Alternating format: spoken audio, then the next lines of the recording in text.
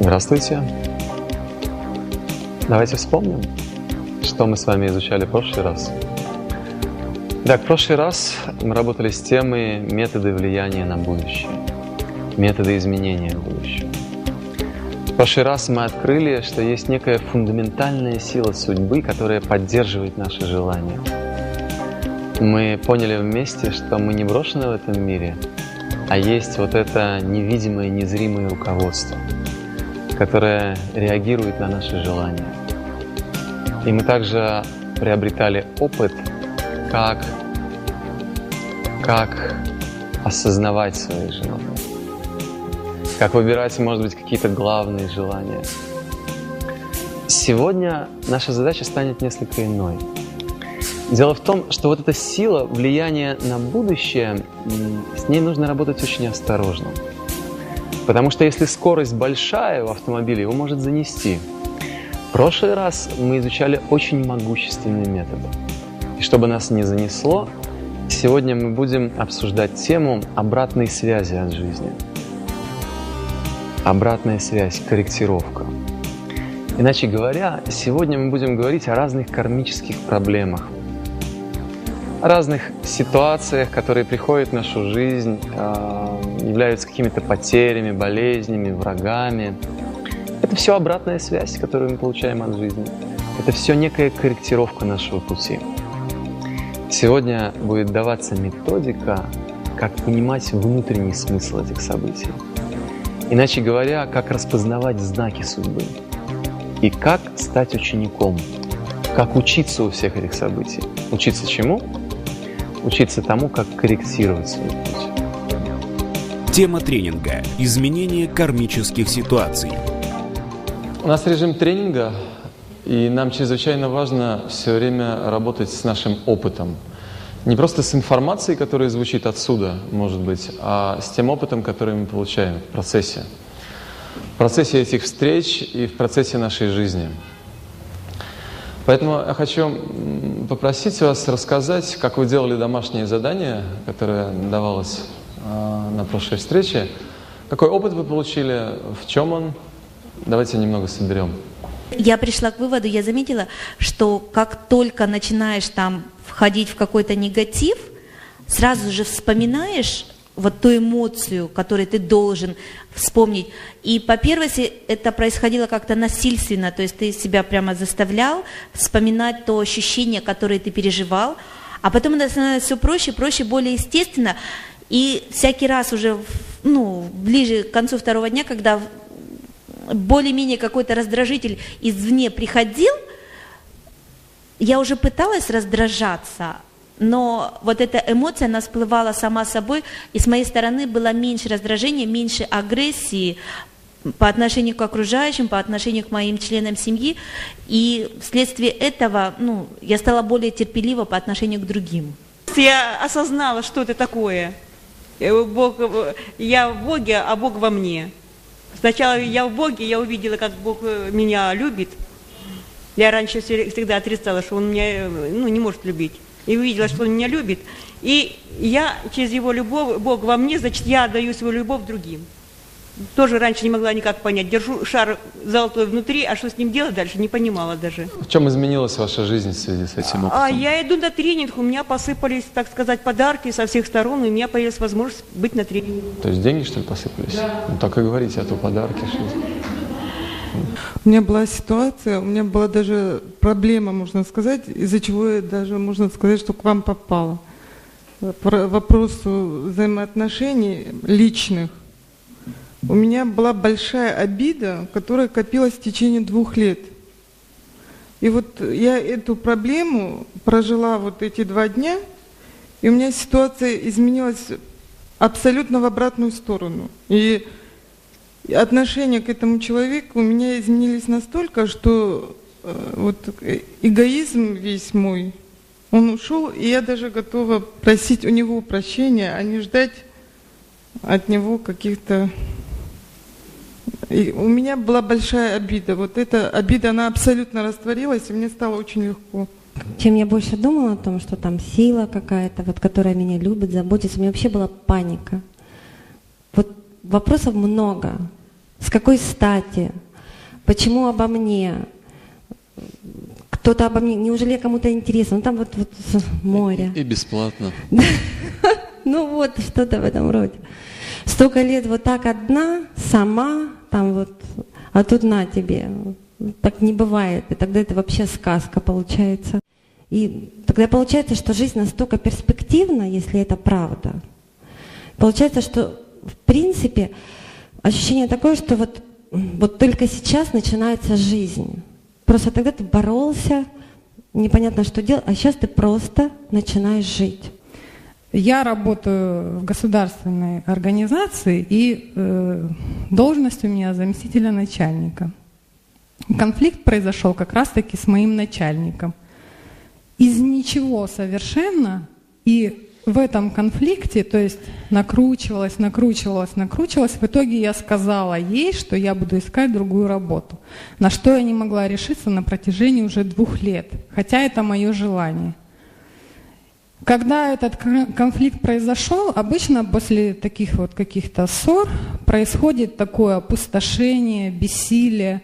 Очень тяжело себя вообще просто морально ощущать, и физически даже. Это какая-то тяжесть и боль. В этот раз, так как я чувствовала, что со мной сила, и у меня появилось какое-то чувство, что вот за то, что происходит, это сейчас не моя ответственность, а это воля вот той высшей силы, что так должно происходить, что все это происходит именно потому, что это нужно в первую очередь мне. И у меня появилось облегчение, мне просто стало легко, что то, что я делаю, это не только мое решение, а это решение свыше. Это решение именно высшей силы, и оно во всем помогает мне. Не просто там я совершаю какие-то поступки, а что я их делаю правильно, потому что меня эта сила ведет. Мы сейчас должны уже останавливаться. Я прошу вас, поднимите руки, кто замечает, что вот в итоге этой работы домашней, или, может быть, той работы, которую мы здесь вели, стала меняться ваша личностная ситуация. Вот кто это замечает? Очень интересно. Поднимите руки. Спасибо. Итак, как вы можете заметить, психология может быть очень простой и очень эффективной. Если мы знаем, как устроены тонкие законы жизни, если мы знаем, как устроена личность, то наша работа становится очень быстрой и очень эффективной. И вот, собственно, принцип всего этого тренинга. Вы сможете здесь замечать, как очень легко даже будут сдвигаться какие-то ситуации, которые вы тянете за собой уже многие-многие годы. И вы это уже можете обнаруживать на самом деле.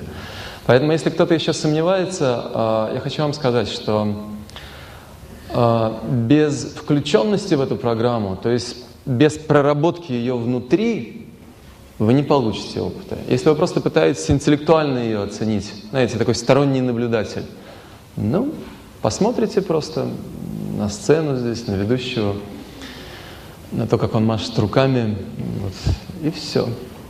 Но если вы заинтересованы в том, чтобы стала реально изменяться ваша жизнь, то просто откройтесь к этому материалу и впускайте его в сферу своего личного опыта. И также в те промежутки между нашими встречами старайтесь прилагать усилия, чтобы этот опыт утверждать в своей жизни.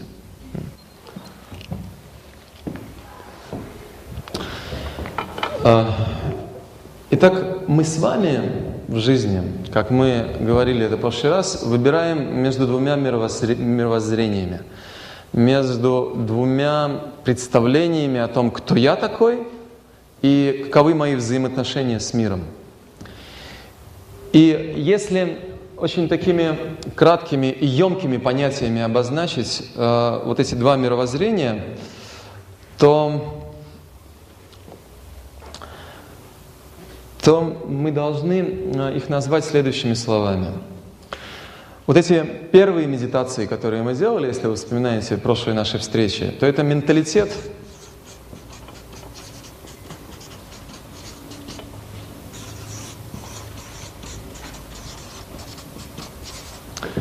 Это менталитет дефицита. То есть, иначе говоря, вы живете с этим глубинным представлением, что не хватает чего-то в жизни, понимаете? Нужно с кем-то драться, чтобы это взять себе. или у кого-то это отнимать, или защищать то, что я имею. То есть это ситуация некой такой напряженности. Например, в сфере денег это проявляется как страх за то, что деньги исчезнут. То есть я не знаю, будут они у меня завтра или нет. Или я боюсь, что я потеряю то, что имею сейчас. Относительно работы это та же самая эмоция. Я держусь, я осторожничаю, я понимаю, что я могу этого лишиться. Или, скажем, во взаимоотношениях семейных, мужчина, женщина, это взаимные обвинения.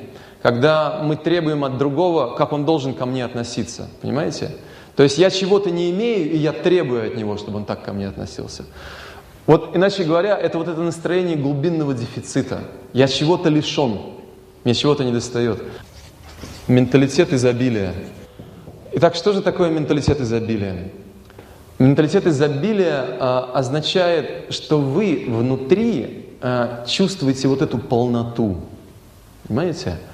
И эта полнота, вы совершенно точно сказали, она связана вот с этим ощущением, что есть эта энергия любви. И она идет в мою жизнь, лично ко мне. Вот ощущение полноты, оно берется отсюда. Итак, высшая божественная энергия, с которой я связан, она дает вот это ощущение внутренней полноты и изобилия. И все сразу же принципиально меняется в жизни. Потому что, например, если вы вспомните свой опыт относительно денег, когда мы делали медитацию, то что было? Многие из вас это рассказывали. Вы почувствовали, что деньги приходят сами собой. И их приходит столько, сколько нужно. И у меня нет страха, что будет завтра. Понимаете? Просто вот это ощущение естественности, просто вот эта энергия денег, она приходит в мою жизнь и приходит ровно столько, сколько мне нужно, чтобы реализовывать себя в мире.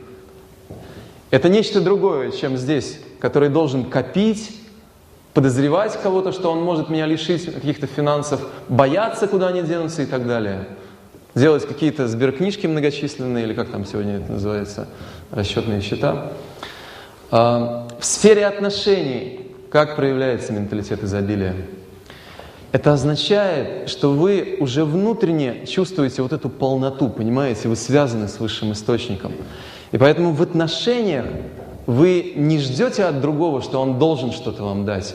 А когда он не дает, вы начинаете устраивать ссору и конфликт, выясняя отношения.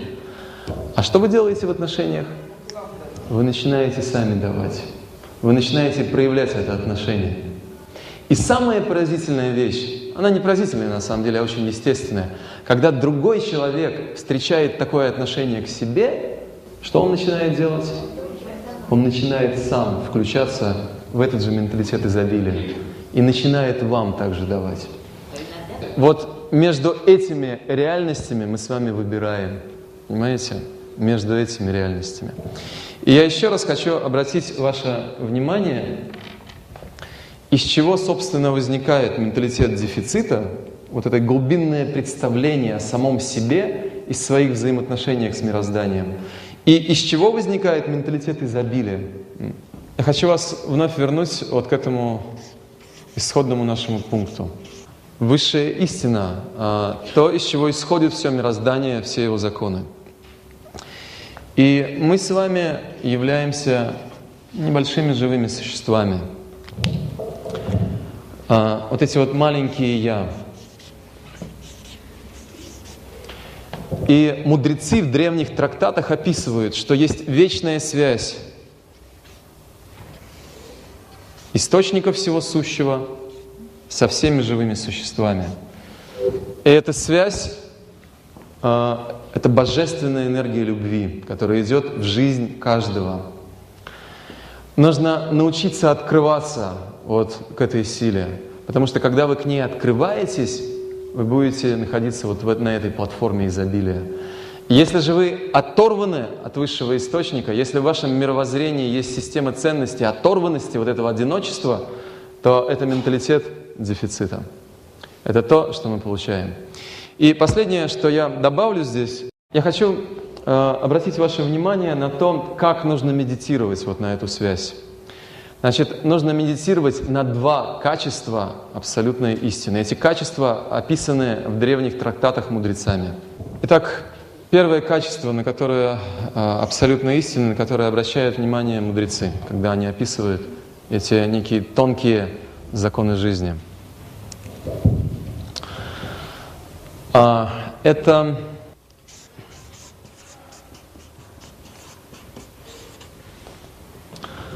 полнота.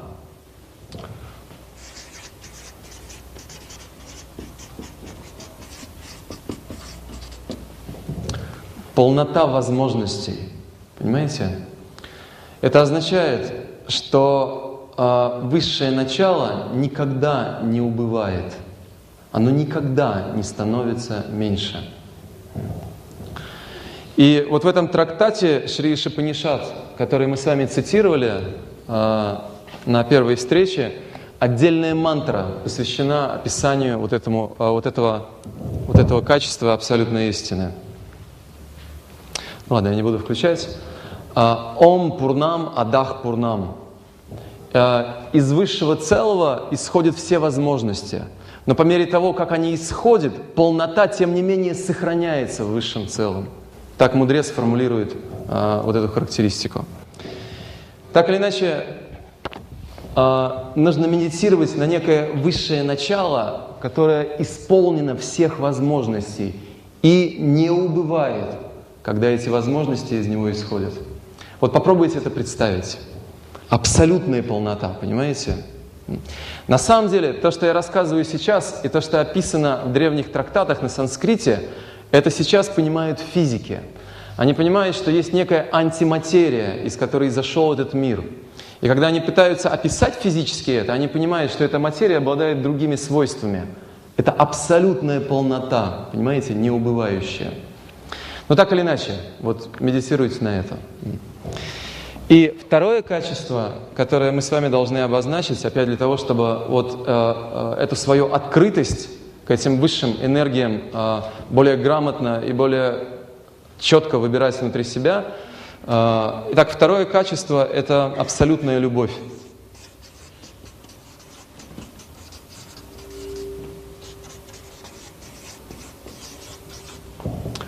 Абсолютная любовь. Иначе говоря, вот эти наши вечные отношения, то есть вот эта энергия любви, она всегда идет в нашу жизнь. Понимаете? Вот как в христианстве, кстати говоря, именно так объясняется.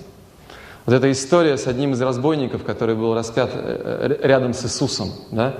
Что за несколько секунд до смерти он открылся к этой любви, он получил ее.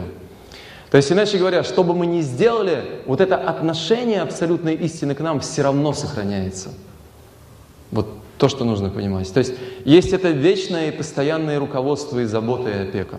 Ровно настолько, насколько вы будете работать с этим опытом, ровно настолько вы будете его понимать. Поэтому просто работайте с этим. А мы начинаем сегодняшнюю тему. Так, сегодняшняя тема. Сегодня мы будем говорить о уроке судьбы.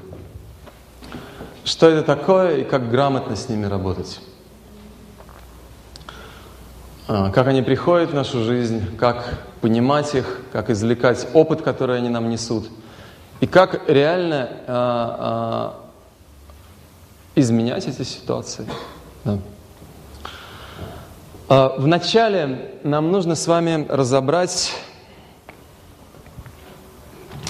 вообще общий кармический механизм, как все это происходит.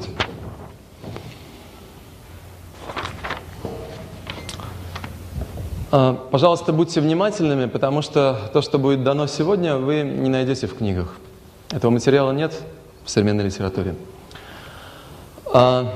Итак, мы имеем некую исходную ситуацию. Есть я. И в мою жизнь приходит какая-то проблема. Или то, что мы назвали некий урок. Но это слишком такое глубокое, конечно, понимание. Вначале мы видим это как проблему. Итак, какой-то другой человек, может быть, он оказывает некое такое агрессивное воздействие на нас. Просто напишем здесь агрессия. Не знаю, не любит он нас. Манипулирует нами, продвижение по карьере не дает или что-то еще. или требует, чтобы больше денег приносил. Ну, по-разному это бывает, не так важно. В общем, агрессивно к нам относится. Итак, это то, что мы видим вот в жизни непосредственно, вот этими своими глазами, очень внимательными. Вот эта ситуация, и больше ничего мы не видим. Мы видим, что есть агрессия, и вот ее источник. Другой. Имя, фамилия, домашний адрес. Но теперь давайте хорошо поймем, а что стоит за этим. Как знаете, есть сцена, выступления артистов, а есть кулисы, есть репетиции, есть, знаете, какие-то конфликты между актерами, и иногда они проявляются в том числе и в спектаклях. А это все за сценой, это все невидимо зрителю. Но тем не менее, все то, что происходит на сцене, оно готовится за сценой, за кулисами. И даже есть режиссер всего этого спектакля. Вот. Поэтому давайте немножко приоткроем занавес. Мудрецы очень подробно описали эту кармическую ситуацию ради нашего блага. Они дают нам это знание. Когда-то раньше мы совершили некий поступок по отношению к какому-то человеку. Какой-то другой человек был в нашей жизни. Но этот другой, чем этот другой. То есть этот другой один. Это было раньше, мы этого не помним. Но как устроен кармический механизм?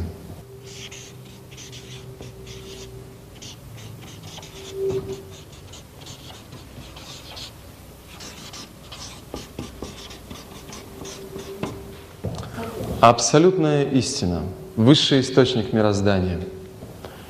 И, как мы с вами говорили, это высшее начало мироздания, связано со всеми живыми существами, вечными отношениями любви. Или, как мы читали опять древний трактат, тот, кто с незапамятных времен исполняет желания каждого.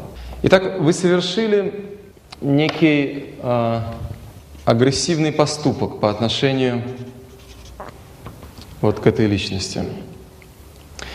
И скажите, пожалуйста, в самом общем случае, когда вы совершаете какой-то такой поступок по отношению к другому, в самом общем случае, что он чувствует здесь? Обиду, зло, вы можете сказать, желание отомстить. Но если все это свести в одну формулу, то это примерно следующее. Тебе бы оказаться на моем месте. Разве это не так? Итак, он испытывает конкретное желание здесь. Так что же мы должны сказать дальше? Здесь одинаковое отношение ко всем. И здесь возникло конкретное желание. Поэтому с точки зрения высшего закона мироздания, это желание будет просто исполняться. Вот это вот желание относительно вас, конечно же. И что же происходит? Возникает вот эта цепочка. Некая тонкая реакция, так называют это мудрецы. И эта тонкая, невидимая реакция, она будет искать вот этого исполнителя.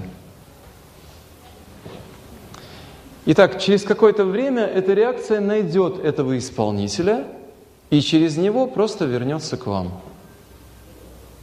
Это вот то, что мы уже увидим. Вот, собственно, и все. Больше ничего нету. Если кто-то из вас читал какие-то восточные трактаты, то скажите, пожалуйста, как изображается карма, да, или судьба вот, в восточных трактатах? Как она изображается? Я не очень хороший художник, но ради вашего блага постараюсь. Но это такая змея, которая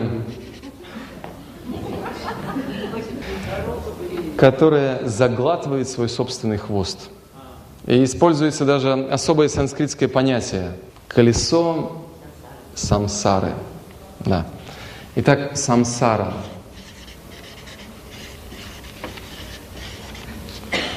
Колесо самсары. Ну вот оно и есть колесо. Мы все время заглатываем свой собственный хвост, понимаете? И все те проблемы, которые приходят в нашу жизнь, это хвост наших собственных поступков, которые мы совершили раньше. И этот мир, в котором мы с вами живем, это не что иное, как некий обучающий класс, в котором нам возвращается все то, что мы делаем.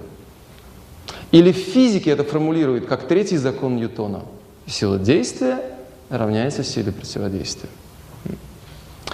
Так, это общая схема. Теперь нам нужно чуть-чуть больше конкретики здесь добавить, чтобы у нас было больше возможностей перенести это на свой личный опыт. Поэтому я хочу кое-что пояснить. Значит, первый момент, очень важный, состоит вот в чем. Когда кто-то агрессивно относится ко мне, то первая, в каком-то смысле естественная реакция. Это какая реакция? Реакция отторжения. Мы недовольны, мы не согласны с тем, что кто-то ко мне относится вот так. Какое он имеет право вообще? Иначе говоря, мы отталкиваем это, мы сопротивляемся этому. Так что же опять произойдет на тонком плане? Если вы не принимаете эту ситуацию как свою собственную, это означает, что на тонком плане вы закладываете вот эту тенденцию сюда. То есть вы буквально подпитываете этим своим отторжением вот этот изначальный виток как бы. И что произойдет для вас? Будет идти усиление этой ситуации. Усиление этой ситуации будет идти через этого человека, потому что его уже используют. И вы можете это замечать, когда кто-то начинает, знаете, так не сдвигается вообще. Но если уж вы совсем упертые, то, знаете, возникнут еще несколько исполнителей, которые к вам также будут это возвращать. Ну, здесь поток-то усилился, он уже, понимаете, тут такой поток уже, который вы своим таким отношением здесь подпитываете все время, что просто через этого он не может весь уже вылиться. Нужно еще нескольких найти. И вот вас со всех сторон обкладывают, и вы замечаете, что уже разные люди к вам так относятся. Например, проблема, скажем, унижения женщин. То есть есть женщины, которые в жизни постоянно имеют ситуации, когда они сталкиваются с этой мужской агрессией, какое-то насилие там и все такое. А есть женщины, которые никогда в такие ситуации не попадают. С чем это связано? Итак, если все время это насилие идет в вашу жизнь, это означает, что что-то вы не принимаете. Это означает, что вы сами совершили это насилие раньше и не хотите в этом признаться себе. И вот оно идет отсюда. Но так или иначе, самые разные кармические ситуации, вот они являются проявлением вот такой вещи. У меня был один очень интересный случай. Шел тренинг в одном городе, и после окончания вот этой темы ко мне подошла одна молодая женщина и стала спрашивать. Обычно люди все время подходят и начинают спрашивать. Я думаю, что не спрашивать, я же все рассказал. Что то же самое спрашивать? Ну, в общем, она стала спрашивать. Я развожусь с мужем сейчас. И почему это происходит? Он хорошо ко мне относится, и в принципе он нормальный мужик, но как будто вот какое-то у меня нетерпение к нему. Просто вот я хочу развестись и все. Почему такая ситуация у меня есть? И я просто знаю уже по своему опыту, такому небольшому, профессиональному, что иногда нужно просто уметь держать паузу. Я просто смотрю на нее и ничего не говорю. Она говорит это, видит, что я ее не останавливаю, видит, что я молчу, сама что-то замолкает, как-то немножко погружается вглубь себя. Когда вот эти внешние эмоции уходят, она чуть-чуть вглубь куда-то погружается и продолжает так уже. Интересно то, что 6 лет назад он был женат, и мы с ним познакомились, он стал за мной ухаживать. И точно так же, как я сейчас отношусь к нему, он относился тогда к своей жене. Она произносит эту фразу, замолкает, и у нее глаза начинают расширяться. Она вдруг понимает, что происходит. Итак, что происходит? 6 лет назад он так поступил по отношению к другой личности. И через 6 лет, вот через нее, к нему вернулась эта реакция. Это интересны ее слова. Он нормальный, в принципе, человек. Почему я так к нему отношусь? А потому что это не ее отношение, а вот эта сила его судьбы через нее возвращается к нему. Так или иначе, вот эти все негативные эпизоды – это уроки судьбы. Помните эту фразу? Наши враги и наши болезни – это наши лучшие учителя. Теперь мы должны конкретно и буквально понять смысл этой фразы. Мы ученики в этом мире, а это Вселенная, большой обучающий класс. Но ровно настолько, насколько мы учим эти уроки, ровно настолько мы развиваемся как личности. Если же мы храним внутри себя эту позицию гордости и эгоизма, никто не достоин ко мне так относиться, почему они относятся ко мне так, то просто мы будем иметь вот эти самые повторяющиеся проблемы. Итак, вот эти вот 2-3 основные кармические ситуации, которые мы тянем. Помните, первое задание было на самой первой встрече? Вот они как образуются. И пока вы не измените отношения здесь, эти уроки раз за разом будут возвращаться. У Лазарева есть один очень интересный пример в одной из книг. Послушайте эпизод, который рассказывает Лазарев в одной из книг. Итак, у него была программа в одном из городов, и после программы он шел, просто прогуливался. Такой отдых, как бы немножко нужно сбросить это умственное напряжение. Темная аллея, просто идет спокойно. И боковым зрением видит, как к нему начинает очень быстро приближаться какой-то человек. Это случай, который он описывает просто. Он не успевает даже повернуться, как этот человек очень быстро к нему подходит и одним ударом просто сваливает его с ног. И когда он падает, он видит такие красные лампасы здесь. Он понимает, что это милиционер. Вот. Падает очень больной удар, очень такой точный, выверенный технический удар, очень болезненный. Но Лазарев очень интересный человек на самом деле. Он падает, он крючится от боли, и в книге он это описывает. И первая мысль, которая у него возникает, это почему это случилось со мной? Что я сделал такого, что этот эпизод сейчас произошел? Обратите внимание, это нечто иное, чем негодяй. Вот, даже милиционер. Ну, про себя хотя бы скажу это. То есть, это то, что мы обычно делаем в жизни, когда мы сразу обвиняем вот эту сторону. Она источник проблемы. Нет, он знает, как работает судьба. И поэтому внутренний вопрос, что я сделал такое, что привлекло эту ситуацию? Мысленный вопрос и моментальный сразу ответ. Просто есть хороший накопленный такой духовный опыт. Моментально картинка вот этой программы, которую он вел. Просто несколько кадров, и он в несколько секунд понимает, что произошло. Он понимает, что он просто гордился на этой программе. Он манипулировал людьми, он давил на них, он был недоволен, что они не понимают его, он проявлял это агрессивное отношение. Ну, бывает, знаете, такая гордость зашкалит. И он тут же осознает, что вот точно так же, как он относился к другим, как бы ставя себя выше их, сразу же в его жизнь пришел человек, который себя поставил выше его. Понимаете? Но что интересно и что важно очень понять, он начинает диагностировать уже этого человека. И он обнаруживает, что у этого человека есть некая такая завышенная агрессивность. Понимаете?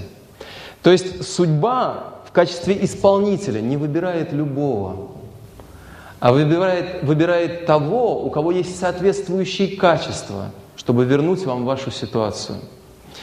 Поэтому, если кто-то в процессе моего объяснения подумал, так я же, оказывается, не виноват, что я так к нему отношусь. Оказывается, это его проблема полностью. Я же, оказывается, просто даже и хорошие вещи для него делаю, что ему его уроки возвращаю. Это же даже приятно быть в роли учителя. Враги, лучшие учителя. Так я, оказывается, гуру по отношению к нему.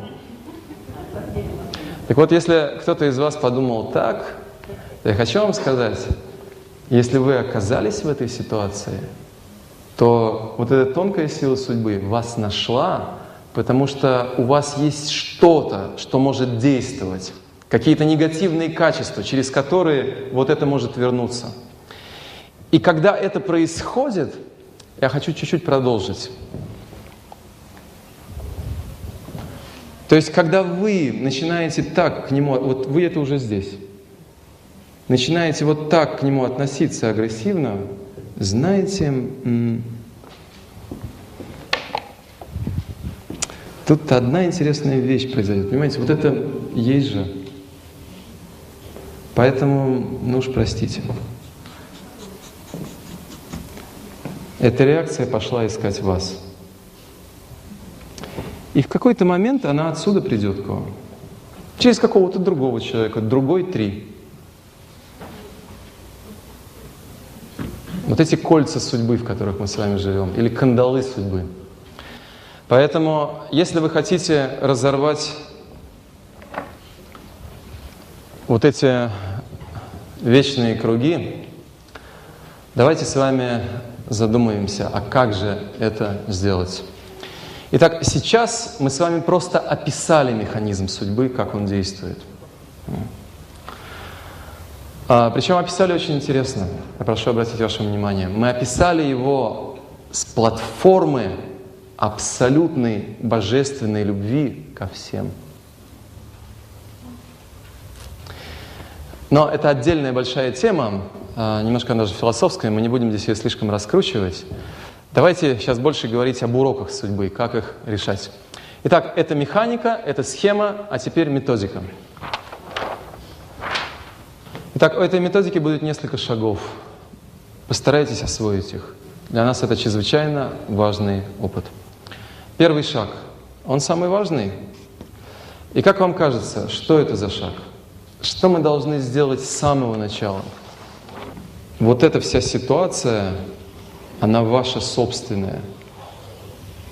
Понимаете?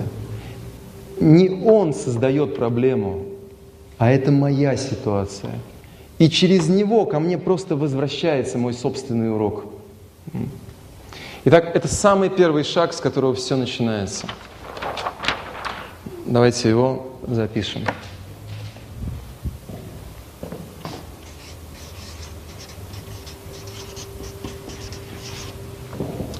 Итак, принятие. Это моя ситуация, и более того,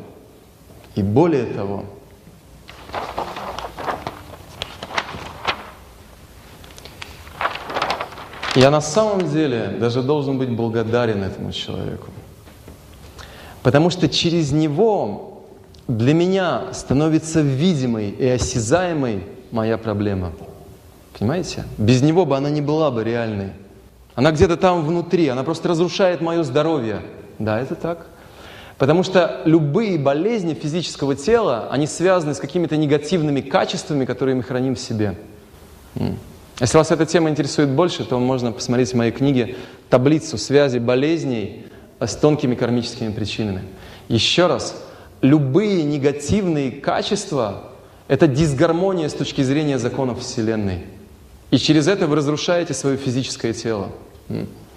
И когда другой человек вам что-то возвращает, он буквально делает явным для вас этот материал.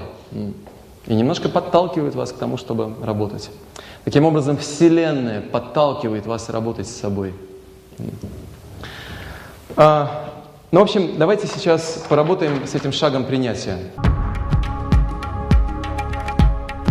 Каждый может взять какой-то свой опыт. Любая какая-то проблемная ситуация, которая реально сейчас есть в вашей жизни.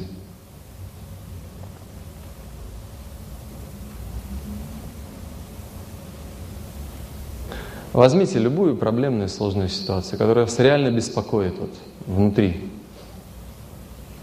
Это работа внутри, просто я буду все говорить. Старайтесь быть концентрированными и просто делайте то, что будет говориться. Это можно делать с открытыми глазами или с закрытыми, как лично вам удобно. Итак, пожалуйста, вспомните какого-то человека, который очень любит вас. Просто вот это отношение от него идет к вам, и вы это чувствуете. Вот это очень позитивное отношение к себе со стороны этой личности. Это может быть ребенок или взрослый человек, деловой партнер или близкий родственник. Не так важно. но от него вы чувствуете эту энергию любви по отношению к себе. Итак, буквально ощущаете сейчас полнее и полнее вот это чувство, которое от него идет к вам. А сейчас также подумайте, что вы также к кому-то относитесь. И вы даете кому-то такое же чувство. Итак, ощутите внутри себя, как из вас по отношению к кому-то идет вот этот поток любви. И дайте ему раскрываться все больше. Пусть он все больше раскрывается и все больше от вас идет к какой-то другой личности.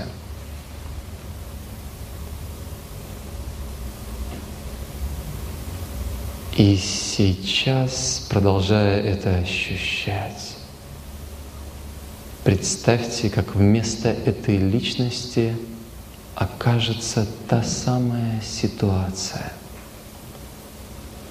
И по отношению к ней от вас идет этот поток любви. Просто представьте это. Отодвиньте свой разум в сторону, любые оценки. Это просто опыт чувств. Просто сфера воображения. Как этот же поток любви, этого положительного заряда идет по отношению к этой проблемной ситуации. И где-то внутри себя вы можете просто помнить, что эта ситуация — это обучение вас. И поэтому вы можете испытывать еще большее чувство вот этой благодарности и любви по отношению к ней. Вас чему-то учит Вселенная в этом эпизоде.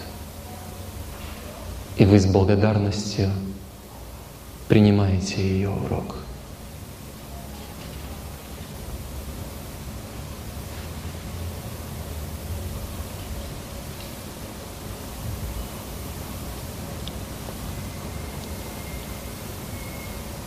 Так, пожалуйста, постепенно возвращайтесь и открывайте глаза. Хочу вас попросить рассказать сейчас, что изменилось у вас внутри, когда вы так работали с собой. Ну, пожалуйста, кто-то представьте свой опыт. Когда я вошла в ситуацию не очень комфортную для себя, которая присутствовала, может быть, сейчас она немножечко еще так дает о себе знать прошлого, то вот здесь, в загрудинной области, появляется такая тяжесть, это страх так называемый, когда ты это чувствуешь, что диагностируешь, что это страх. Такой как скованность в области средостения. Но когда ты начинаешь медитировать на это, и ты заполняешь это любовью, и ты чувствуешь, как ты начинаешь глубже дышать, и вот эта медитация, это страх, он куда-то уходит, и вместо этого появляется легкость, и ты начинаешь очень комфортно себя чувствовать, этот страх, он растворяется. И действительно, этот страх, он переходит в любовь. Вот ту любовь, которая идет, и она заполняет тебя изнутри, и ты это передаешь людям, тому человеку, на которого ты... То есть вот эта проблема, которую вы описывали, сколько времени она у вас в жизни уже? Эта проблема, она периодически решается, но иногда она стопорится. То есть достаточно долгий уже. И сейчас вы испытали это чувство ее такого изменения, что ли, очень глубокого? Да, она периодически меняется, периодически она, как бы я ее принимаю, периодически, но потом наступает какой-то момент, то есть я не до конца могу справиться. Итак, еще раз обратите внимание, сейчас вам был дан конкретный метод, как с этим работать. Не просто ждать, что будет само меняться. Итак, очень важна вот эта позиция ученика, это некая проактивная позиция, понимаете? Это некая позиция, иначе говоря, на которую мы должны настраиваться. Не просто ждать, что это само собой будет. Мы сознательно на нее настраиваемся. Мы преодолеваем вот эту позицию агрессии, отторжения, позицию гордости, иначе говоря. Очень важно сознательно настраиваться на другую позицию. Хорошо, спасибо. Вот предыдущая история очень качественно изобразила, можно сказать, и мою жизненную позицию, ситуацию. Единственное, что я в данный момент вот не справился все-таки окончательно с этим человеком, которого представил себе. То есть была конфликтная ситуация, мне удалось избежать накала, ну, в общем, и сложилось впечатление окружающих, что это проявление слабости, понимаете? Вот. И теперь снова возвращаться в ту, ну, скажем, среду, вот, в которой ко мне такое отношение, я вроде был бы готов уже, понимаете? Но в этот момент, вот я сейчас представил себе, реально, вот, ну, глаза этого человека абсолютно бессмысленные и непробиваемые. Никакого добра ему, ничего. Наверное, вот удар в челюсть или в нос. А мне не хочется этого, понимаете? Вот как быть? Как быть в этой ситуации? Но эмоционально что-то изменилось у вас сейчас, когда вы... Естественно. Окей, ну вот... Я только об этом и думаю все время. Окей. Ну, что касается ударов в челюсть, это особая тема. Опять ближе к концу тренинга мы сможем подойти уже к этим таким серьезным темам. Вот. Сейчас я просто могу сказать, что иногда это оправдано, понимаете? Потому что если идет какая-то агрессия, иногда она может быть остановлена только так. Но что самое важное, чтобы не возникла эта цепочка обратной связи к вам, не делайте это с агрессией в своем сердце. Потому что, например, родитель иногда шлепает ребенка, чтобы остановить его. Ради его блага. Он проявляет агрессию внешне. Но внутренне, с каким мотивом он это делает? Чтобы помочь ему. Понимаете? То есть именно так нужно проявлять агрессию, никак иначе. Но опять, это большая тема, мы там, может быть, еще поговорим о ней. Но так или иначе, спасибо вам за ваш опыт. Угу. Пожалуйста, кто-то еще? Это началось, вот эта вот ситуация, она идет как бы давно, но я ее начала прорабатывать, наверное, еще все-таки год назад, когда вы приезжали, мне дали диск, я послушала всего вот самую первую лекцию, и вот с этого пошла работа, где объясняла, что 2-3 ситуации в жизни, которые мы ступорим. Прошлый год я нашла эти ситуации. В этом году, когда было это домашнее задание, я сознательно пыталась их найти, но почему-то вот у меня не получалось. И единственное, к чему я всегда приходила, что мой ступор возникает тогда, когда я прекращаю служить другим и пытаюсь других заставить служить себе. То есть, когда вылазит мой эгоизм. И сейчас, когда вот, шел вот этот тренинг, я представляла моего ребенка, от которого я получаю максимум любви, самого маленького. И второе было задание представить вот эту вот сложную ситуацию и отдавать любовь тому человеку. Я реально представила, как идет любовь ко мне. Но когда пошла вторая очередь, любовь нужно отдавать, мой ум тут же начинает стопорить, потому что я знаю, что сейчас будут слова: а сейчас отдайте любовь тому, кому вот у вас идет какая-то агрессия. Я уже понимаю, что ее нужно отдавать, иначе я не сдвину эту ситуацию, но в моем вот внутри это ступор идет: но как, я хочу только мне, я хочу только себе. И когда вот на это смотришь со стороны уже, то есть вот эта ситуация идет, борьба в себе между собой, сама между собой, и при этом начинаешь смотреть как бы сверху на это, уже идет улыбка. Это такой детский лепет. На самом деле, это же такой детский лепет, когда только я, мне, а туда мне жалко. То есть сейчас произошло вот это переключение. Да, такое. Я смогла переключиться, пусть не до конца, но я уже поняла, что когда я вот не отдаю туда, идет проблема. Окей, очень хорошо. Спасибо. Спасибо. Пожалуйста, аплодируйте. Пожалуйста, поднимите руку сейчас, кто в результате этой работы почувствовал, что изменилось ваше отношение к этой проблемной ситуации. Так, просто поднимите руку, кто... Да, спасибо.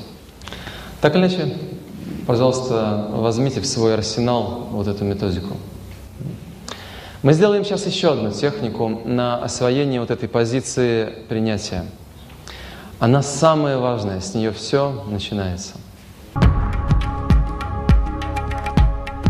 Итак, пожалуйста, возьмите, вспомните, найдите в своей памяти какого-то проблемного человека, от которого по отношению к вам идет какая-то проблема. Агрессия там или что-то. В общем, проблема, исходящая от другого к вам. Найдите такого человека в своей памяти.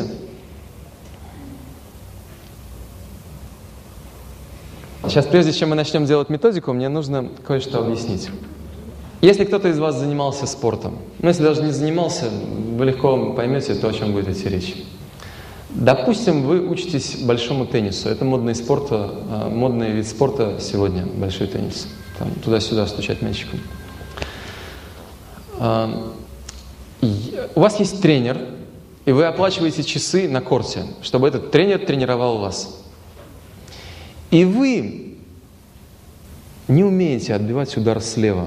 Это всегда чуть сложнее, чем справа. Ну, тянуться нужно, понимаете, как-то неудобно. Не умеете отбивать. У вас нет этой квалификации. Ну, какие-то мышцы не развились, координации не хватает. Скажите, пожалуйста, что будет делать тренер в этой ситуации? Хороший тренер. Он будет все время посылать мяч в левый угол корта. Разве не так? Зачем? Чтобы вы оттренировали этот навык. И вот скажите, пожалуйста, когда там на корте, когда этот мяч все время летит в левый угол, вы что, всякий раз, когда вы это видите, вы проклинаете его? Негодяй вообще, как он смеет ко мне так относиться тут? У вас есть такое отношение? Вы же деньги ему платите за это. Неужели же за свои деньги вы будете сами себя еще и обвинять? Конечно, этого нету. То есть вы понимаете, что это ваш тренер. Или есть такое понятие спарринг-партнер. Спарринг, то есть вдвоем. Вы в паре. Партнер — это означает, что он создает для вас пару, чтобы давать вам какой-то важный опыт. Спарринг-партнер. Да? Вот. Или в боксе, скажем, можно взять. Если это бокс, то, допустим, если вы не умеете отбивать, как бы ставить защиту вот против удара снизу, то что будет делать ваш спарринг-партнер? Он все время вас снизу, знаете, будет здесь стучать по челюсти. Это к челюстям возвращаемся. Но опять, заметьте, ради вашего блага, как это ни парадоксально, он тренирует вас, чтобы вы научились ставить защиту здесь, развили какие-то качества, какую-то квалификацию. Понимаете идею? Так вот, все вот эти люди замечательные, это кармические спарринг-партнеры ваши, которые, понимаете, выходят на корт, чтобы тренировать вас. Вот мы немного обсудили эту тему, а теперь давайте сделаем одну методику. Пожалуйста, тоже с закрытыми глазами или с открытыми, как вам удобно. Внимательно настройтесь и просто вспомните этого человека. Сразу какое-то негативное чувство может к нему родиться. Но как только вы его вспомните, сразу пойдет титрами внизу фраза. Смотрите на него и видите эту фразу. Это мой кармический спарринг-партнер.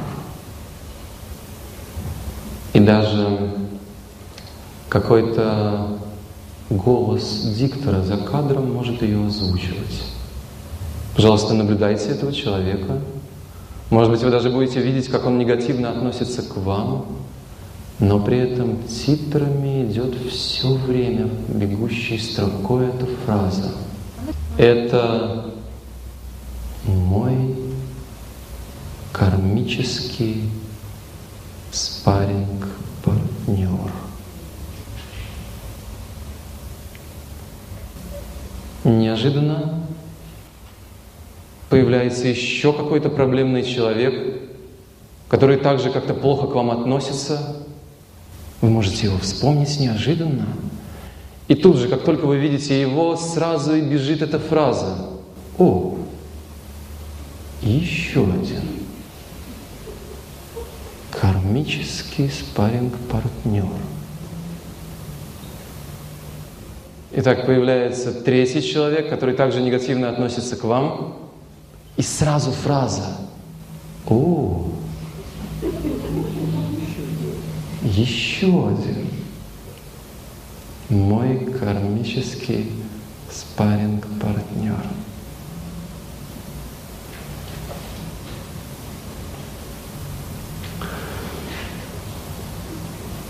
Пожалуйста, возвращайтесь.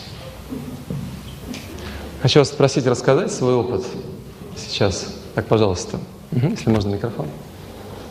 Что изменилось в вашем отношении к этим удивительным личностям, когда таким образом вы думали о них? Вы знаете, первых двух я вспомнила довольно-таки быстро, а вот третьего уже с трудом. И я поняла, что я достаточно счастливый человек, потому что не так уж много у меня этих спарринг-партнеров. Вот, так что все нормально. Меня окружают, поближе микрофон. Окружают люди, их не так много, в которых у меня с ними конфликтные ситуации, и поведение которых бы я хотела изменить, и свое восприятие к ним. И вот сейчас я их представила, но у меня нет никакой абсолютно к ним злобы, негатива и так далее и тому подобное. Я не знаю, может, это ненормально? Конечно, ненормально. Нормальные люди так не относятся. Вот то, что я почувствовала. Когда предложили представить конфликтных людей, как бы у меня таких нету. Я понимаю, что все они учителя. Но надо же представить. Я представляю этих учителей своих по жизни.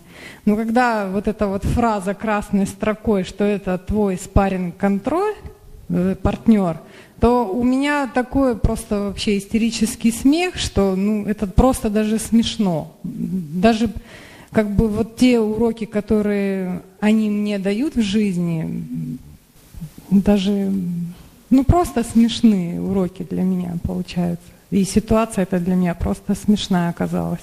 Многие открыли глаза с улыбкой, на самом деле, в зале. Но возникает, я думаю, у многих такой вопрос, в общем-то. Многие же как бы по отношению к этим спарринг-партнерам поступали положительно, но получали отрицательную реакцию. И один, и второй, и третий, сколько там было партнеров. Возникает такой закономерный вопрос, а почему? Хорошие поступки порождают хорошие. Понятно, что не факт от этих людей, но я думаю, многие натыкались, что одинаково. То есть вы сейчас вопрос задаете все-таки? Да. Все-таки вы умудрились это сделать. Какой опыт вы получили сейчас? Наверное, чему-то учат. Может, линия поведения была, так положительные поступки были, может, навязаны этим людям, нужны были, я не знаю. То есть такая сейчас мысль появилась, может быть, чему-то учат? Учат. Да неплохо. Первая мысль какая-то. Так или иначе, это вот еще одна методика, которую вы можете также использовать для того, чтобы усиливать вот эту платформу принятия у себя. Еще раз хочу повторить. Вот эту платформу принятия, ее нужно нужно усилие, чтобы в себе ее восстанавливать, понимаете?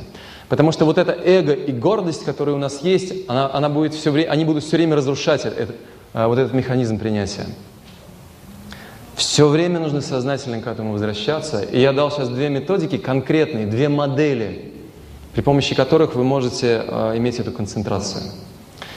Итак, нужно работать с собой, а не просто терпеть какие-то удары. Этот шаг принятия самый важный, потому что все начинается с него. Здесь вы находите вот эту позицию ученика, вы принимаете ее. И эта позиция, я хочу обратить ваше внимание, она не ментальная. Типа, я ученик, он меня учит, но все равно негодяй. Эта позиция эмоциональная, понимаете?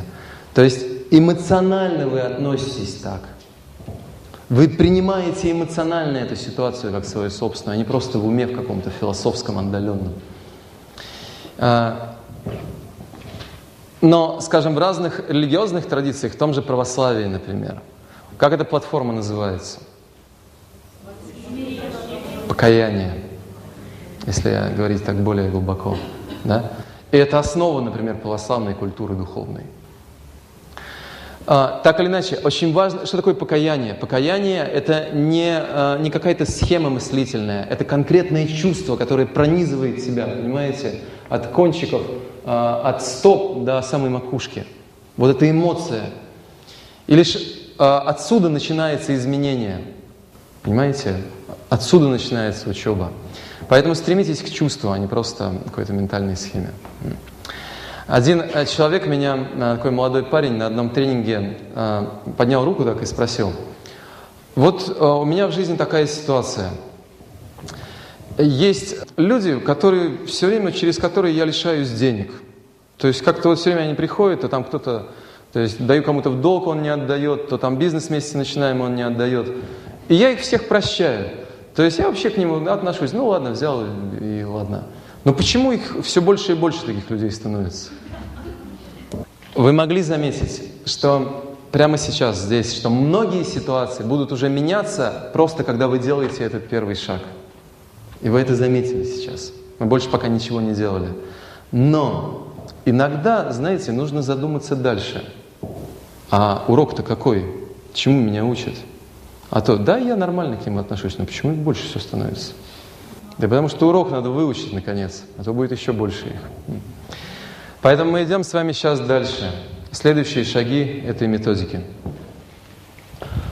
Мы освоили немного только первый шаг, и нас интересует углубление дальше. Нас интересует сейчас понимание, как осознавать уроки судьбы, буквально их конкретный смысл. Итак, мы с вами знакомимся с еще одним древним санскритским трактатом, материал которого мы возьмем для нашей работы.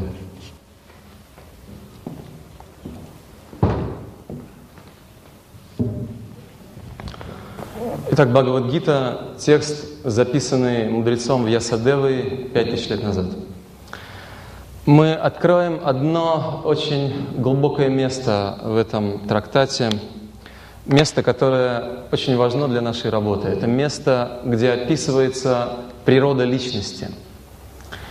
И в Бхагавад-гите идет описание, что природа личности состоит из двух реальностей. Это высшая природа и это низшая природа. Мы с вами являемся сочетанием этих двух сил. Пожалуйста, сейчас в начале, прежде чем мы будем объяснять все эти шаги, просто давайте зафиксируем качество высшей природы.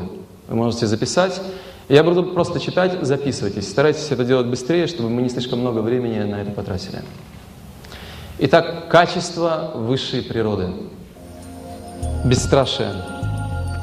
Чистота сознания, развитие духовного знания, благотворительность, самообладание, изучение духовных текстов, совершение аскез, простота, ненасилие, правдивость, отсутствие гнева, самоотречение, спокойствие, отсутствие стремления искать недостатки в других, сострадание ко всем живым существам, отсутствие алчности, мягкость или доброта, скромность, решимость, целеустремленность, всепрощение, стойкость, чистота, отсутствие зависти и стремление к почестям. Стремление к почестям. Итак, это все качество высшей природы или божественной природы внутри нас. Качество низшей природы, пожалуйста, запишите. У меня просьба, пожалуйста, фиксируйте все, потому что это материал, который нам будет нужен в этой методике. Вы с ним будете работать сейчас. Качество низшей природы. Их меньше, но зато какие? Гордость, высокомерие, тщеславие, гневливость, грубость, невежество, зависть, жадность, лицемерие, чувство ложного престижа. Итак, это качество низшей природы внутри нас. Мы с вами зафиксировали это сейчас на бумаге. Мы сделаем сейчас одно упражнение. Оно необходимо нам для того, чтобы у нас было более глубокое понимание, как две эти природы действуют внутри нас. Итак, пожалуйста, просто сядьте как-то удобно для себя. Что мы сейчас делаем? Я просто читаю различные качества. Ваша задача просто представлять, как будто они у вас есть. То есть это просто сфера воображения. Просто воображайте, что они у вас есть, вот просто ощущайте энергию этих качеств в себе. Хорошо? Итак, это очень важная работа, пожалуйста, сделайте ее сейчас очень хорошо. Просто подключитесь как-то вот и представьте хорошо, что вот эти различные качества, они у вас так явно проявлены. Вначале мы берем набор низших качеств. Еще раз, даже если у вас их нету, мы работаем сейчас со сферой воображения, чтобы оценить некие перспективы всей этой ситуации. Итак, качество низшей природы. Гордость. Буквально ощутите в себе эту энергию гордости. Жадность. Просто ощущайте это качество.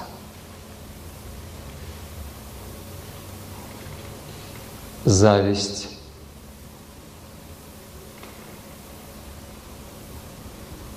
Тщеславие.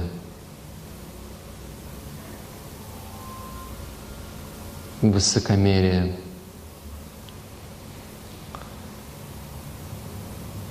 Итак, мы останавливаемся. Второй набор – качества высшей природы. Также я их называю, и просто представляйте, что они у вас есть, даже если их нету. Мы работаем со сферой воображения. Бесстрашие.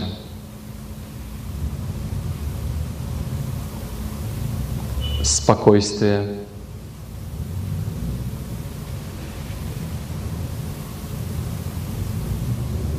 Благотворительность.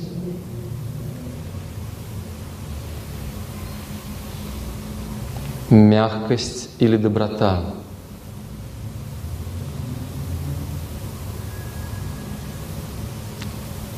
Решимость.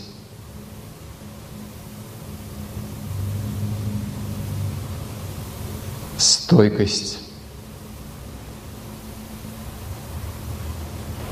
Все прощения.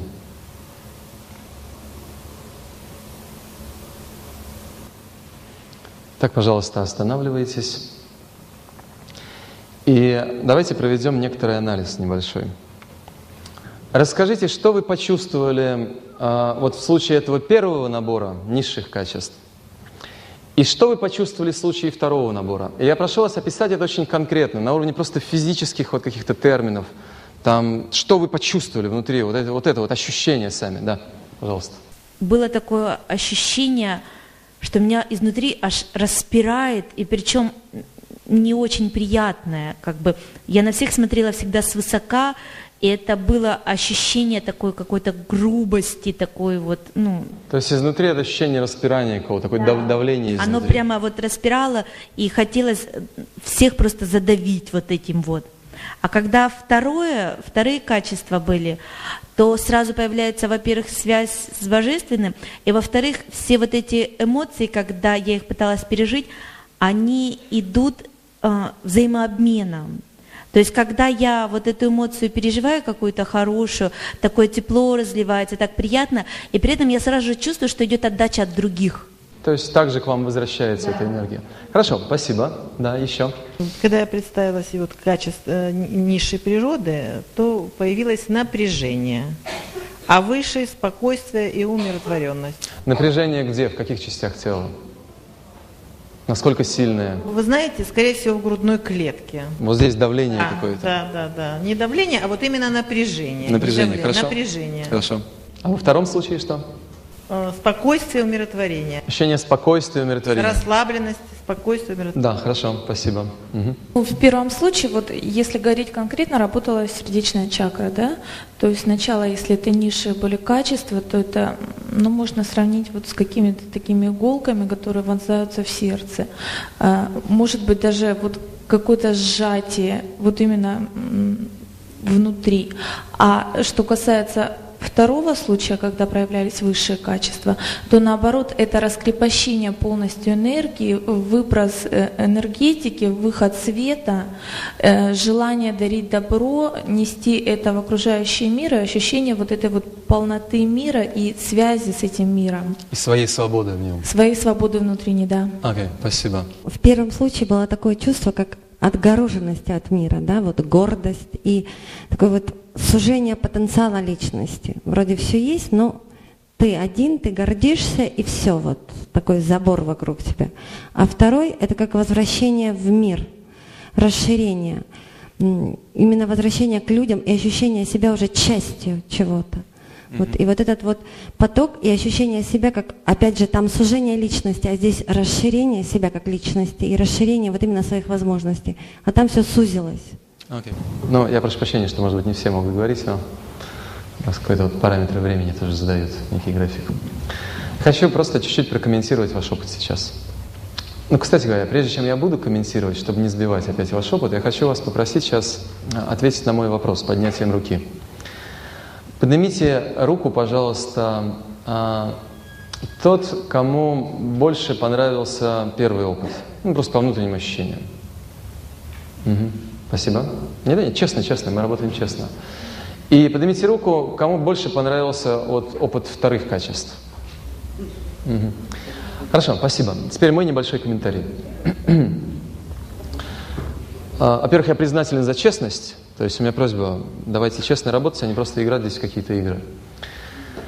В первом случае, хотите вы того или нету, идет очень глубокое разрушение личности. И вы могли это буквально сейчас почувствовать. Я хочу вернуть вам то, что вы сказали.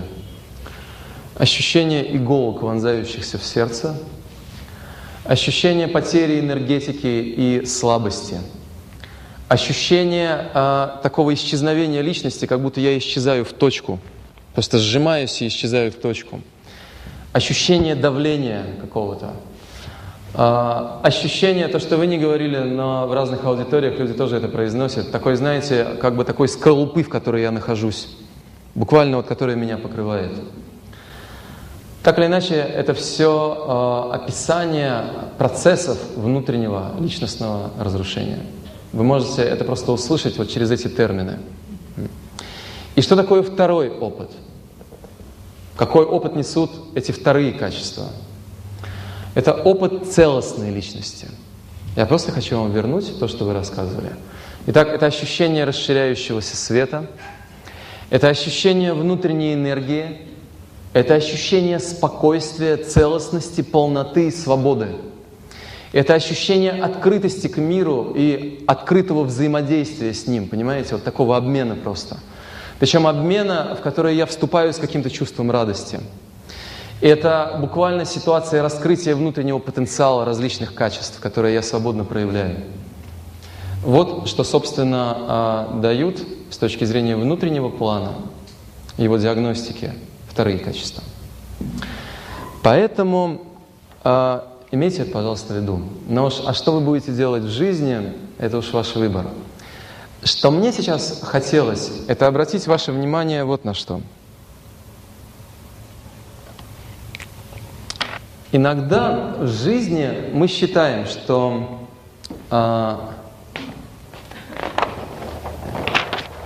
цель оправдывает средства. Есть я, есть то, что я хочу получить. И если мне это нужно,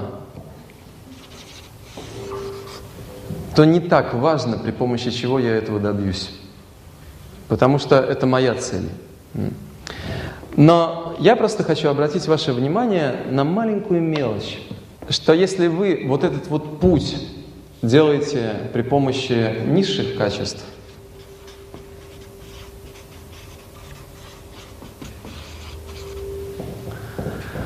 то вы достигаете эту цель. И вы знаете по жизни, что это так, что можно добиться. Но при этом вот это равно разрушению личности.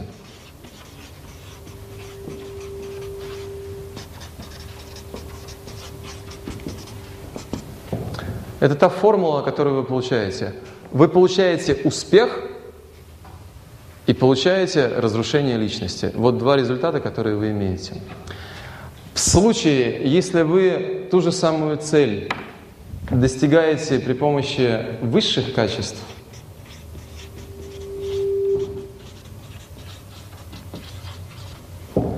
то помимо этой цели вы получаете еще созидание личности.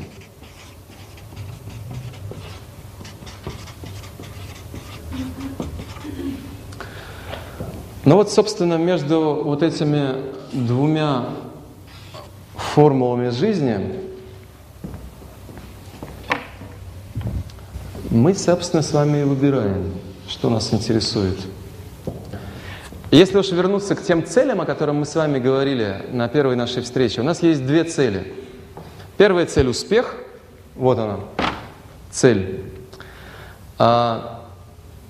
Результат конкретный. Но второе – это счастье. Так вот, в случае этой дороги вы получаете успех, но с счастьем уж простите. Личность разрушается. Это внутренняя дисгармония, которую вы сами создаете у себя этим путем. В этом случае вы достигаете цели, и одновременно личность созидается. То есть вот все то, что было описано, раскрытие энергетики, потенциала, гармония, целостность, это как следствие просто этого пути. Ну что уж вы выберете, это решайте сами. Это чуть сложнее, потому что мир не так прост. В мире слишком много сейчас всего низшего. Этим путем идти сложнее. Но результат, который можно получить, чуть-чуть повыше. Хорошо. Почему мы с вами, у нас есть этот стереотип, что цель оправдывает средства. Если мне нужно, то я могу добиться. Да по одной простой причине. Когда есть цель, и мое сознание сосредоточено на ней, и я иду к ней низшими качествами, я просто не замечаю, что при этом происходит во мне. Сознание, понимаете, там, на достижении результата. Но вот что мне сейчас хотелось сделать, вот в этой нашей небольшом работе, мне хотелось обратить ваше внимание, а что происходит внутри, когда эти качества, я позволяю им быть во мне. И вот мы сделали просто эту небольшую диагностику. Имейте это в виду. Мы возвращаемся вот к этой самой методике. Итак, второй шаг. Второй шаг – анализ негативного урока. Вам нужно очень хорошо понять,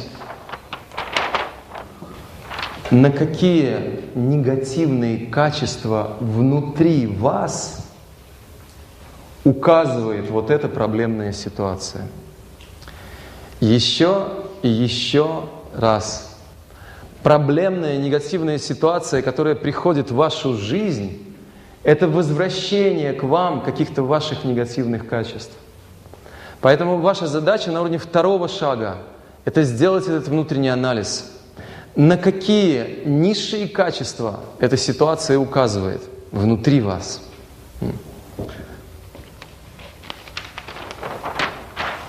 Вот, собственно, что мы делаем здесь. И, соответственно, среди какого набора вы ищете подобие? Это низшие качества, верно? Вселенная – обучающий механизм. И есть эта высшая божественная любовь, которая идет к каждой личности, к каждому живому существу. Поэтому, если вы проявляете в своей жизни, в своем поведении низшие качества, то вот эта божественная любовь, она будет возвращать вам это, понимаете, в виде проблемной ситуации. Зачем? Потому что если эти качества вы сохраняете в себе, вы тем самым деградируете как личность, вы встаете на путь разрушения своего «я». В данном случае это забота Вселенной о вас, вернуть вам это, указать вам, дать вам этот урок. Итак, второй шаг. Мы начинаем замечать этот урок, то, какой он есть внутри. И, наконец, третий шаг, как вам кажется, что это?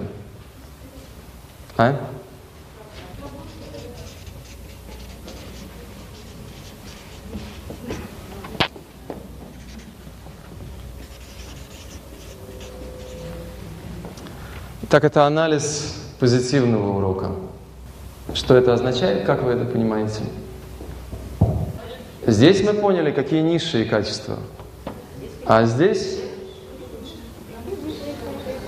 это то, какие высшие качества вам нужно развить. Понимаете? И вот эта ситуация, она указывает на это слабое ваше место. В противовес тем низшим, какие высшие нужно развить здесь. Итак, еще раз, это забота вселенского механизма о вас. Она подталкивает вас к эволюции, к личностному росту. Потому что все высшие качества, и мы с вами могли сейчас это продиагностировать, это именно раскрытие потенциала личности. Это конкретное указание этой проблемы, которая присутствует в вашей жизни, что вы должны развиваться как личность в этом позитивном ключе. Это третий шаг, который вы делаете. И, наконец, четвертый шаг. Что это такое? Конечно. Иначе говоря, это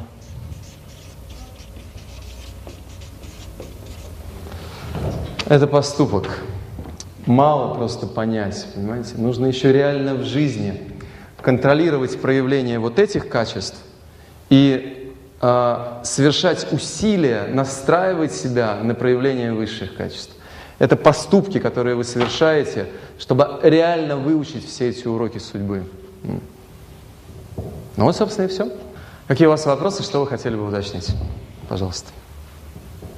Правильно ли я понял, что в вашей методике подразумевает все-таки деление качеств человека на, скажем, некие положительные и отрицательные? И положительные мы должны усиливать, а отрицательные как-то от них избавляться? Но первое, что я хочу сказать, это не моя методика. Я уже говорил в самом начале, что здесь мы работаем с материалом, который оставили нам мудрецы.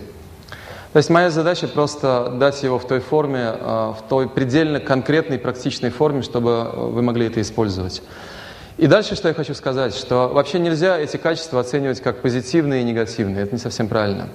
Высшие и низшие, обратите внимание, это более безоценочно. Потому что на самом деле у нас есть свобода выбора. Это наше неотъемлемое свойство вообще, свобода выбора. Поэтому, когда вы говорите положительное и отрицательное, это оценка.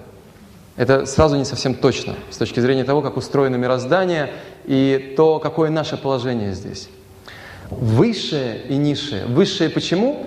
Потому что когда эти качества у вас развиты, раскрывается